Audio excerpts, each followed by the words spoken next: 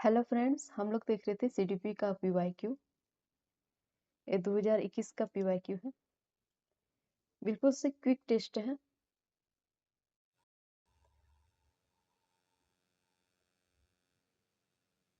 हम लोग 15 नंबर तक का कर चुके थे, 16 नंबर का करेंगे। Which of the following is not an effective strategy to address learners from disadvantaged and deprived backgrounds. ठीक है, तो फर्स्ट नंबर पर ऑप्शन में है कि talk to the learners to understand their needs and challenge faced by them. Second में कर रहा है कि asking the learners to enroll for tuition outside। ठीक है, तो क्या है tuition outside of school so that the learners so that the teacher does not have to pay much attention to them। Third में कर रहा है कि motivate the students to set moderately, इसके बाद challenging goals and provide appropriate instructional support. और fourth में कह रहा है कि from collaborative groups to work on activities and encourage students to support each other. Hindi वाला में देखेंगे कि प्रतिकूल परिस्थितियों और वंचित पृष्ठभूमि वाले अधिगमकर्ताओं को संबोधित करने के लिए संबोधित करने के लिए निम्नलिखित में से कौन सी पद्धति प्रभावशाली नहीं है। पहला कह रहा है कि ऑप्शन में अधिगमकर्ताओं से बातचीत करके उनकी आवश्यकताओं और उनके सम्मुख आई चुनौतियों को क्या करेंगे, समझना। दूसरा में कह रहा है कि अधिगमकर्ताओं को विद्यालय के बाहर ट्यूशन पढ़ने के लिए कहना, जिससे कि अध्यापक को उन पर अधिक ध्यान न देना पड़े। और तीसरा नंबर में कह रहा है कि विद्यार्थियों को संतुलित चुनौतीपूर्ण लक्ष्यों के लिए अभिप्रेरित करना और उपयुक्त शिक्षण सहायता उपलब्ध कराना। चौथा में कह रहा है कि कार्यकलापों के लिए सहयोगी समूह बनाना और विद्यार्थियों को एक दूसरे का समर्थन करने के लिए प्रोत्साहित करना। तो कौन सा वाला ऑप्शन सही होगा, ज्यादा प्रभावशाली वाला कौन सा होगा?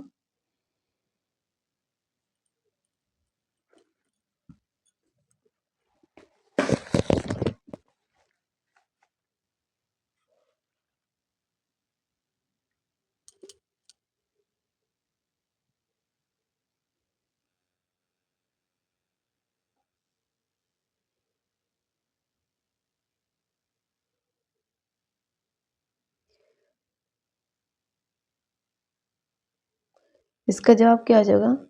अधिगमकर्ताओं को विद्यालय के बाहर ट्यूशन पढ़ने के लिए कहना, जिससे कि अध्यापक को उन पर अधिक ध्यान न देना पड़े। तो ये वाला बात प्रभावशाली नहीं है ना। Asking the learners to enrol for tuition outside of school so that the teacher does not have to pay much attention to them। देखिए, जो क्वेश्चन में नहीं वाला ऑप्शन रहता है ना, इसको ध्यान से देखना पड़ता है, नहीं तो क्वेश्चन गलत हो जाएगा।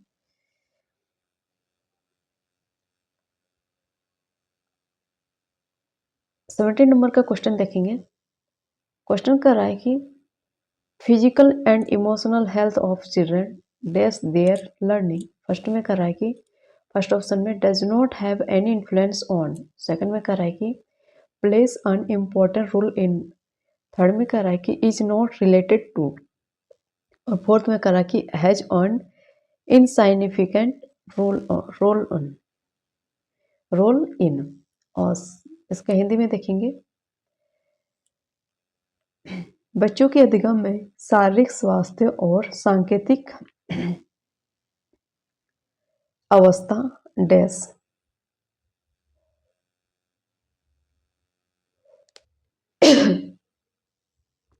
एंड डैश है। तो क्या होगा, इसका कोई प्रभाव नहीं होता है। दूसरा में कह रहा है कि एक महत्वपूर्ण भूमिका है। और तीसरा में कह रहा है कि इसका कोई आपसी संबंध नहीं है। और चौथा में कह रहा है कि इसकी भूमिका नगण्य है। तो कौन सा वाला ऑप्शन सही हो जाएगा?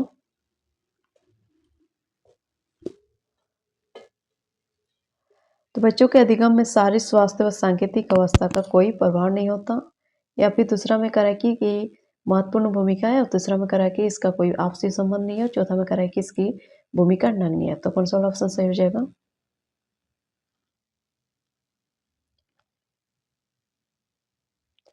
देखिए, 17 नंबर का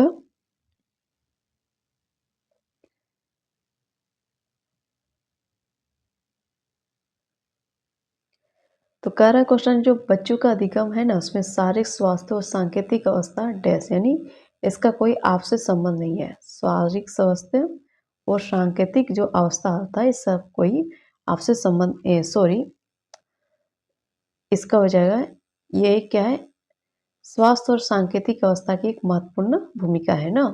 सेकंड वाला हो जाएगा plays an important role in यानी सेकंड वाला ऑप्शन हो जाएगा 17 का 70 सेकंड वाला ऑप्शन सही हो जाएगा।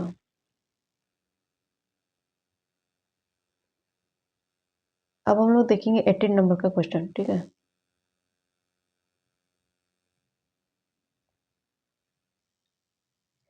क्वेश्चन कह रहा है कि promote meaningful promote meaningful learning in the classrooms a teacher should। पहला ऑप्शन में कि help students to regulate their own emotions and motivation। और थर्ड में कर रहा है सेकंड में कर रहा है कि categories and level students according to their performance and make ability grouping. और थर्ड में कर रहा है कि promote dialogue and discussion among children to build multiple perspectives. और फोर्थ में कर रहा है कि ignore diversity in the classroom and follow standard methods of instruction. इसको दिया गया है कि फर्स्ट सेकंड होगा या सेकंड में सेकंड थर्ड और थर्ड वाला ऑप्शन में कि फर्स्ट सेकंड फोर्थ वाला या चौथा में ऑप्शन में कि 1 2 3 या 4 कौन सा वाला ऑप्शन सही होगा। तो देखिए 18 नंबर का क्वेश्चन में कह रहा है कि कक्षा में अर्थपूर्ण अधिगम को प्रोत्साहित करने के लिए अध्यापिका को क्या होना चाहिए। तो पहला है कि विद्यार्थियों की सहायता करनी चाहिए कि वे अपने मनोभावों और अभिप्रेरणों को सुव्यवस्थित कर पाए। दूसरा हमें कह रहा है कि विद्यार्थियों को उनके प्रदर्शन के आधार पर वर्गीकृत और नामांकित करके उनकी योग्यता और आधारित समूह बनाने चाहिए। और तीसरा में जो कर रहा है कि विद्यार्थियों में संवाद और परिचर्चा को प्रोत्साहित करना चाहिए या जिससे वे परिचय करने में सशक्त हो। और चौथा में कह रहा है कि कक्षा में विविधता की उपेक्षा करके शिक्षण की मानक विधि को अपनाना चाहिए। तो पहला ऑप्शन में कह रहा है कि पहला दूसरा होगा, दूसरा वाला में कह रहा है कि दूसरा या तीसरा होगा, तीसरा में कह रहा है कि पहला तीसरा या चौथा होगा, चौथा में कह रहा है कि पहला दूसरा तीसरा या चौथा कौन सा वाला ऑप्शन सही होगा। कौन सा वाला ऑप्शन सही हो जाएगा। तो देखिए कक्षा में अर्थपूर्ण अधिगम करना है तो उसको प्रोत्साहित करने के लिए क्या करना होगा। तो जो क्या कहते हैं विद्यार्थियों की सहायता करनी होगी, इसके बाद उनके मनोभाव को समझना होगा, फिर उसको अभिप्रेरणों को सुव्यवस्थित कर पाए। ठीक है, और तीसरा में कह रहा है कि जो विद्यार्थियों में संवाद और परिचर्चा है उसको प्रोत्साहित करना चाहिए और जिससे भी क्या होगा पूर्व परिचय करने में सशक्त होगा ना। Promote dialogue and discussion among children to build. और फर्स्ट में कह रहा है कि help students to regulate their own emotions and motivation. तो फर्स्ट और थर्ड वाला सही हो गया यानी पहला और तीसरा वाला ऑप्शन फर्स्ट वाला ऑप्शन सही हो जाएगा। ठीक, पहला वाला और तीसरा वाला सही है यानी फर्स्ट वाला ऑप्शन सही होगा। हम लोग देखेंगे 19 नंबर का question. Learning is a dash and dash process. तो फर्स्ट में कॉम्प्लेक्स एक्टिव, सेकंड में कह रहा है कि सिंपल लिनियर और थर्ड में कह रहा है कि सिंपल इंडिविजुअल और फोर्थ में क्या कह रहा है कि कॉम्प्लेक्स और पैसिव। तो अधिगम एक डैश और प्रक्रिया है। तो देखिए जब भी हम लोग अधिगम करेंगे तो इसमें जटिल और सक्रिय रहने से, सरल या रैखिक रहने से, या सरल या व्यक्तिगत, या जटिल निष्क्रिय, कौन सा वाला ऑप्शन सही हो जाएगा। तो देखिए जब भी हम लोग अधिगम करेंगे तो हम लोग को क्या होना पड़ेगा, जटिल होना, उसमें क्या होना पड़ेगा, जटिल रहेंगे, सक्रिय रहेंगे, जटिल और सक्रिय यानी कॉम्प्लेक्स और एक्टिव प्रक्रिया रहेगी तभी तो अधिगम होगा, तभी तो लर्निंग होगा ना। तो ये फर्स्ट वाला इसमें भी ऑप्शन सही हो गया। अब 20 नंबर का क्वेश्चन देखेंगे। A teacher should dash the social cultural religious and linguistics diversity in her classroom to facilitate meaningful learning. First में करा है कि डिसमिस, सेकंड में करा है इग्नोर, अंडरस्टैंड और फोर्थ में करा है नीडेड। तो अपनी कक्षा में अर्थपूर्ण अधिगम को सुसाध्य बनाने के लिए अध्यापिका को अपनी कक्षा में सामाजिक, सांस्कृतिक, धार्मिक, भाषी विविधता को डैश चाहिए, तो टालना चाहिए, अपेक्षित करना चाहिए, समझना चाहिए, फिर अनदेखा करना चाहिए। कौन सा वाला ऑप्शन हो जाएगा। तो देखिए, सामाजिक, सांस्कृतिक, धार्मिक सभी को मिलाकर यानी विभिन्न विविधता को मिलाकर हम लोग को क्या करना चाहिए, समझना चाहिए ना। हम लोग को क्या करना चाहिए, समझना चाहिए, अंडरस्टैंड करना चाहिए, तभी तो अर्थपूर्ण शिक्षा होगी, मीनिंगफुल। हम लोग देखेंगे 21 नंबर का क्वेश्चन। क्वेश्चन में करा कि it is important to create dash learning environment in the classroom rather than dash on. First में कि कोलैबोरेटिव कॉम्पिटिटिव, और सेकंड में कह रहा है कि कॉम्पिटिटिव कोलैबोरेटिव, थर्ड में कह रहा है कि फेयरफुल, फैसिलेटिव, क्या है फैसिलिटेटिव, इसके बाद फोर्थ में कि कॉम्पिटिटिव फैसिलिटेटिव। ठीक है, हिंदी में देख रहे हैं कि कक्षा में प्रभावशाली अधिगम के लिए डैश वातावरण की रचना करनी चाहिए। डैश वातावरण के फर्स्ट में कि सहयोगिक प्रतिस्पर्धिक, सेकंड में कह रहा है कि प्रतिस्पर्धिक सहयोगिक, थर्ड में कह रहा है कि भयावह सुसाध्य, फोर्थ में कह रहा है कि प्रतिस्पर्धिक सुसाध्य। तो कक्षा में है ना, तो प्रभावशाली अधिगम के लिए डैश वातावरण की रचना करनी चाहिए। तो डैश वातावरण के लिए क्या करना होगा,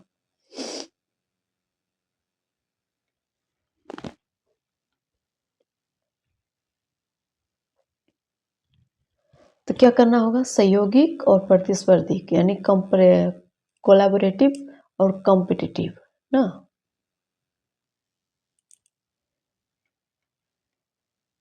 फर्स्ट वाला ऑप्शन सही हो गया।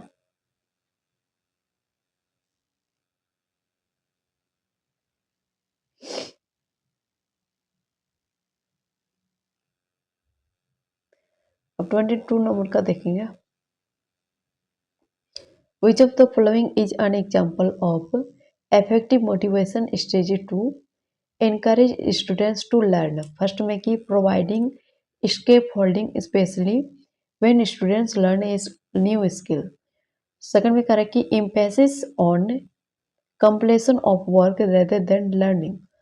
और थर्ड में कर रहा है कि giving task that are very easy. Fourth में कर रहा है कि creating a lot of opportunities for competition. तो निम्नलिखित में से कौन सा उदाहरण विद्यार्थियों को अधिगम के लिए अभिप्रेरित करने के लिए प्रभावशाली पद्धति है। पहला कि पाठ उपलब्ध कराना और विशेषकर जब विद्यार्थी कोई नया कौशल सीख रहे हो। दूसरा में करा कि सीखने से ज़्यादा कार्य पूर्ण करने पर बल देना। और तीसरा में करा कि वे कार्य देना जो कि बहुत सरल हो। और चौथा में करा कि प्रतियोगिता के लिए बहुत से अवसर प्रदान करना यानी अवसर उत्पन्न करना। ठीक है, कौन सा वाला ऑप्शन सही हो जाएगा,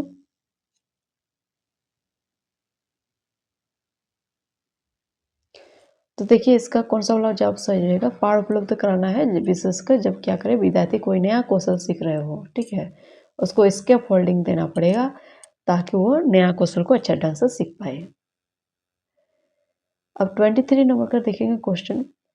विच of the following statements about children's thinking is not correct. First option में कह रहा है कि children constructs their own theories about various phenomena यानी फिनोमियन अराउंड देम। सेकंड में कह रहा है कि children can not think of concepts of their own and their क्या है and their own and the primary role of teachers is to provide information. Third में कह रहा है कि children actively think about various phenomena around them and have an urge to explore. और fourth में कह रहा है कि children are born with curiosity to learn about the world around them. तो बच्चों को कई चिंतन के विषय में निम्नलिखित में से कौन सा कथन सही नहीं है। बच्चे अपने आसपास की विविध घटनाओं के बारे में स्वयं अपने सिद्धांतों की रचना करते हैं। दूसरा में कह रहा है कि बच्चे प्रतियों को स्वयं नहीं सोच सकते और अध्यापक की मूल भूमिका उन्हें जानकारी उपलब्ध कराना है। तीसरा में कह रहा है कि बच्चे अपने आसपास की विविध घटनाओं के बारे में सक्रियतापूर्वक सोचते हैं और उनमें क्या करते हैं, अन्वेषण यानी छानबीन की लालसा होती है। फोर्थ में कह रहा है कि बच्चे अपने आसपास की वस्तुओं को जानने के लिए जन्मजात जिज्ञासु होते हैं। तो कौन सा वाला ऑप्शन सही हो जाएगा,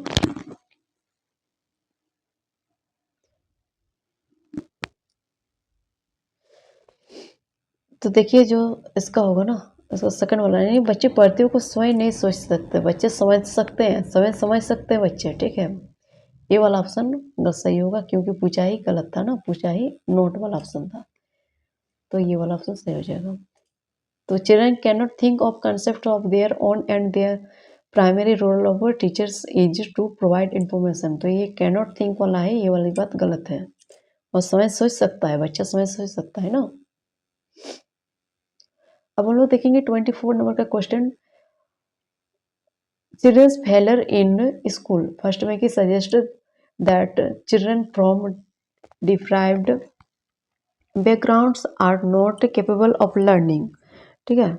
सेकंड में कह रहा है कि indicates that school has not been able to cater to needs and interest of this children. Third में कह रहा है कि proves that this children have genetic birth defects and hence should be pulled out from school. और fourth में कह रहा है कि signifies that parents have not been able to support their children to learn. तो 24 में कह रहा है कि बच्चों का विद्यालय में असफल होना क्या है उसका कारण, प्रस्तावित करता है कि वंचित पृष्ठभूमि वाले जो बच्चों हैं उसमें अधिगम का सामर्थ्य नहीं होता है। और दूसरे में कह रहा है कि निर्दिष्ट करता है कि इन बच्चों में की आवश्यकता और रुचियों की पूर्ति करने में समर्थ नहीं है। थर्ड में कह रहा है कि साबित करता है कि विद्यालय इन बच्चों को में आनुवांशिक पैदाइशी कमियां हैं और इन्हें विद्यालय से निकाल देना चाहिए। तो सूचित करता है कि चौथा वाला ऑप्शन में सूचित करता है कि अभिभावकों में अपने बच्चों के अधिगम में सहायता करने का सामर्थ्य नहीं है। तो ये कौन सा वाला ऑप्शन सही हो जाएगा इसमें।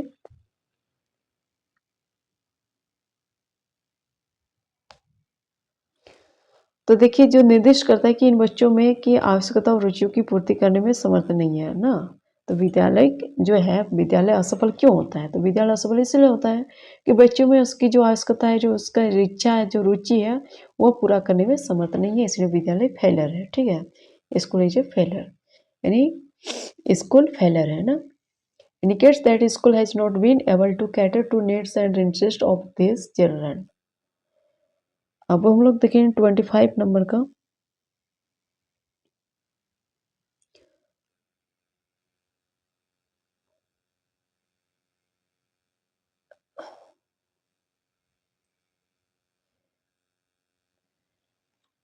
क्वेश्चन कर रहा है कि by working in groups teaching and helping each other children.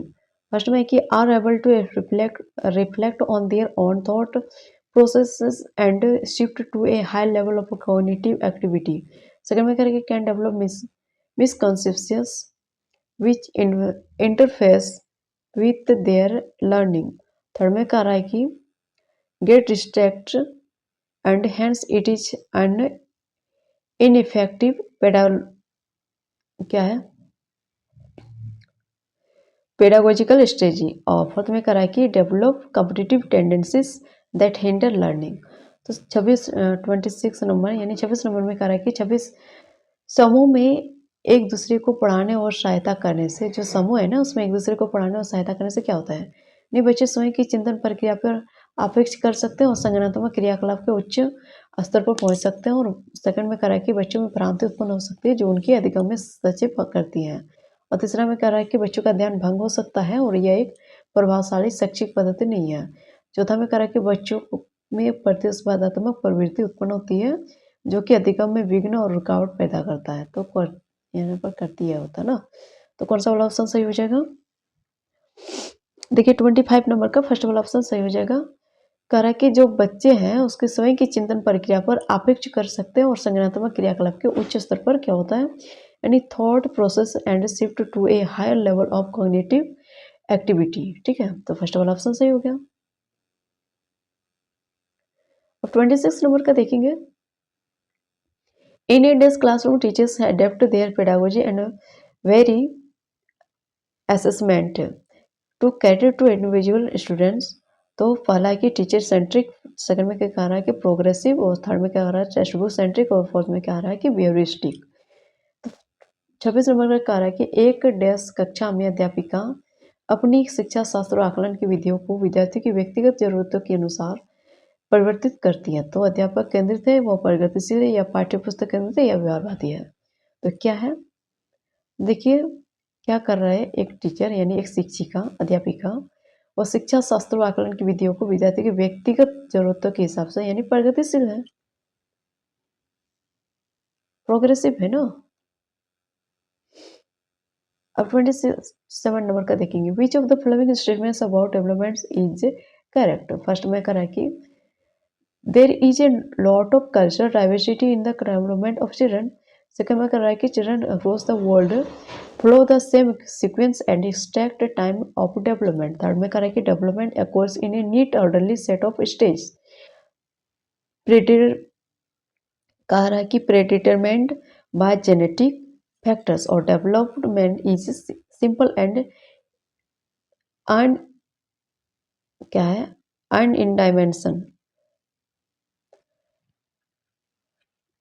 अनडाइमेंशनल है ना। तो 27 नंबर का कह रहा है कि विकास के विषय में निम्नलिखित में से कौन सा कदम सही नहीं है। तो पहला कह रहा है कि बच्चों के विकास में बहुत से सांस्कृतिक विधाएं होती है यानी विविधताएं होती है। और दूसरा में कह रहा है कि संसार में सभी बच्चों का विकास एक ही क्रम में और सुव्यवस्थित समय से होता है। और थर्ड में कह रहा है कि विकास सुरुचिपूर्ण व्यवस्थित समूह की अवस्थाओं में पुनर्व्यवस्थित पूर्व निश्चित अनुवांशिक घटकों के कारण होता है। और चौथा में कह रहा है कि विकास एक सरल और एक दिशा प्रक्रिया है। तो कौन सा वाला हो जाएगा ऑप्शन 27 नंबर का कौन सा वाला ऑप्शन सही हो जाएगा। तो क्या है, बच्चों के विकास में बहुत से सांस्कृतिक यानी cultural diversity in the development of children. ठीक है, ये होता है, विविधताएं होती है ना। अब देखेंगे 28 नंबर का question, which of the following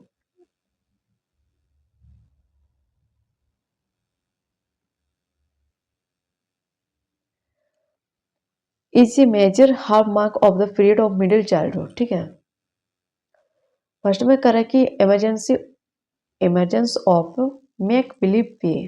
second में कह रहा है कि development of logical thought that is concrete in nature. Third में कह रहा है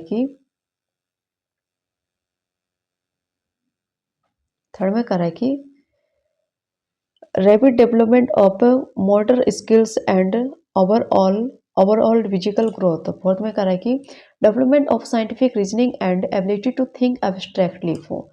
और इधर कुछ नहीं है। हिंदी में देखेंगे कि निम्नलिखित में से मध्य बाल अवस्था की अवधि मुख्य कारण चिन्ह कौन सा है।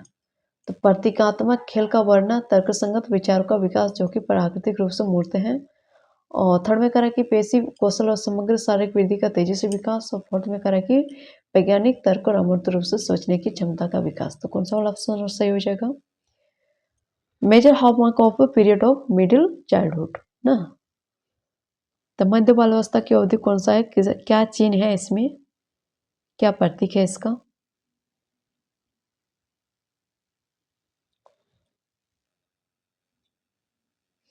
तो यानी जो मध्य बाल अवस्था है ना, उसमें क्या होता है, तर्कसंगत विचारों का विकास जो कि प्राकृतिक रूप से मूर्त है। यानी development of logical thought is concrete in nature.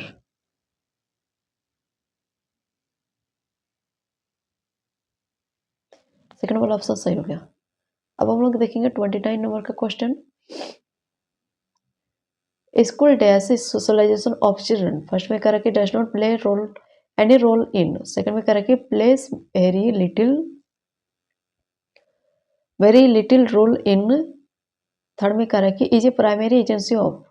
Fourth में कह रहा है इज ए सेकेंडरी एजेंसी। तो बच्चों के समाजीकरण में विद्यालय डैश है, तो इसकी कोई भूमिका नहीं है, इसकी बहुत कम भूमिका है। प्राथमिक कारक है, द्वितीयक कारक है। तो हम लोग को पता ही है, जब बच्चे जन्म लेते हैं तो पहले अपना प्राथमिक यानी परिवार से ही सीखते हैं। तो परिवार क्या हो गया, हमारा प्राथमिक कारक यानी is a primary agency of family ना, प्राथमिक कारक है। 29 नंबर का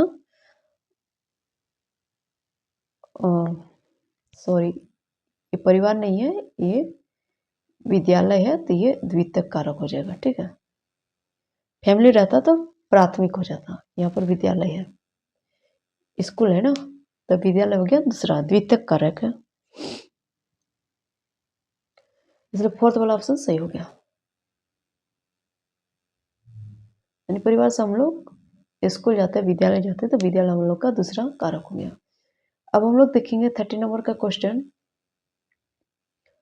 Which of the following theories proposed that children's thinking is quite qualitatively different from that of adults? First में कि जीन पियाजे, सेकंड में लेव वायरोसी, थर्ड में हावर्ड गार्डनर, फोर्थ में लॉरेंस कोलबर्ग। तो निम्नलिखित में से मनोवैज्ञानिक ने प्रस्तावित किया है कि बच्चों का चिंतन गुणात्मक रूप से वयस्कों की अपेक्षा अलग होता है। तो फर्स्ट में जीन पियाजे, लेव वायरोसी, हावर्ड गार्डनर, चौथा में कह रहा है कि लॉरेंस कोलबर्ग। तो कौन कह रहा है कि बच्चों की चिंता है वो गुणात्मक रूप से वयस्कों की अपेक्षा अलग होता है? तो किसने कहा है ये बात?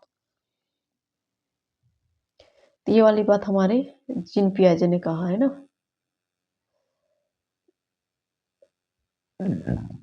And children's thinking qualitatively different from that of adults, तो जीन पियाजे ने कहा है ना। Thank you friends. आप लोग जाते जाते वीडियो को देखते हुए लाइक शेयर कर दिया कीजिए, लाइक सब्सक्राइब शेयर कमेंट कर लिया कीजिए। फिर मिलेंगे दूसरे वीडियो में।